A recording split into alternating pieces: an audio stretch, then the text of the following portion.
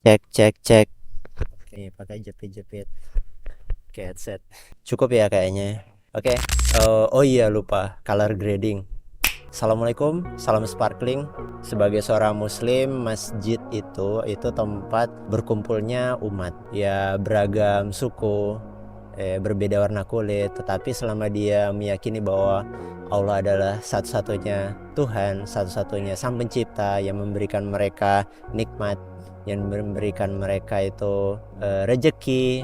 Nah, masjid adalah sebuah tempat yang unik.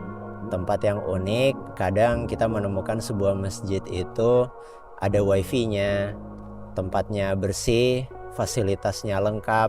Ketika kita mau curhat sama atau mungkin butuh konsultasi, ya nggak mesti yang berkaitan sama agama ya, nggak mesti yang berkaitan dengan Islam. Tetapi di masjid itu kita bisa berbagi, bisa sharing. Sebenarnya di video ini aku mau berbagi sedikit kegelisahan yang aku temui, yaitu soal mading. Ya beberapa musola atau masjid yang aku temui itu banyak sekali mading yang membuat resah.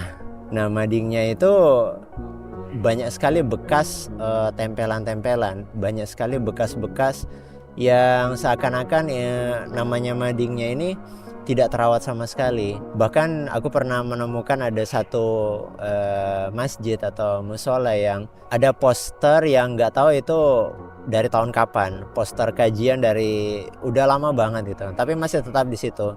Nah, ini sangat disayangkan. Padahal sebenarnya kalau kita mau berpikir kreatif gitu kan, kita bisa memaksimalkan mading ini.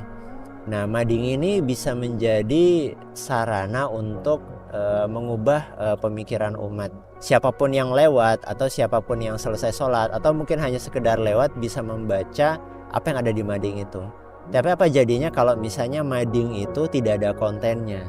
Ini yang membuat resah sebenarnya.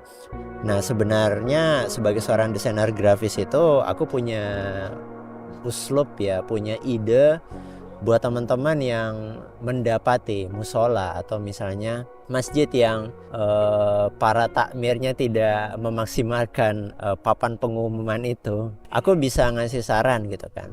Ya coba teman-teman, mungkin teman-teman takmir itu bisa berpikir ke depan kira-kira konten apa yang bisa dijadikan sarana untuk dakwah di mading tersebut. Nah, teman-teman mungkin bisa bikin poster, bisa bikin desain infografis atau infografis yang berkaitan sama fikih, yang informasi-informasi yang dibutuhkan sama umat, atau misalnya sedang mengkritik suatu kebijakan misalnya yang tidak sejalan dengan Islam. Nah, itu bisa bikin posternya.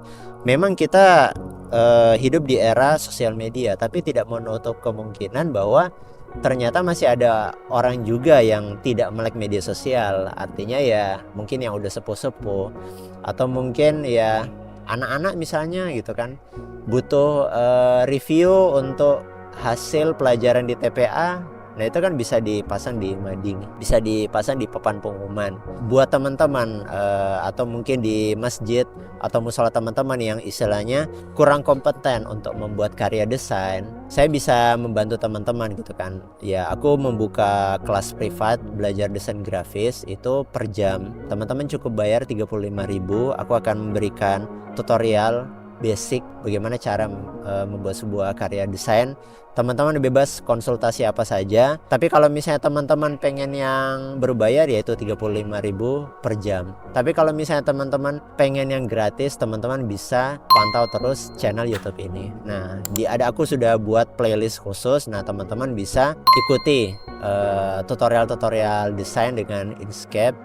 Nah, harapannya ketika teman-teman itu sudah dapat ilmu tentang desain, coba diterapkan. Buatlah karya desain yang itu tuh bisa mengubah pemikiran umat, bisa menjadi sarana dakwah, dan ya dicetak, di print, kemudian ditempel di papan mading Jumat atau sepekan sekali. Nah, itu akan powerful karena ya di Jumat berkah, ya mungkin dapat konsumsi yang berkah dan juga ilmu yang berkah dari apa yang kita pasang di mading musola atau masjid. Ya mungkin hanya itu saja sih. Aku berharap tidak ada mading masjid yang senggang ya. Tidak ada lagi mading yang terlantarkan. Itu aja.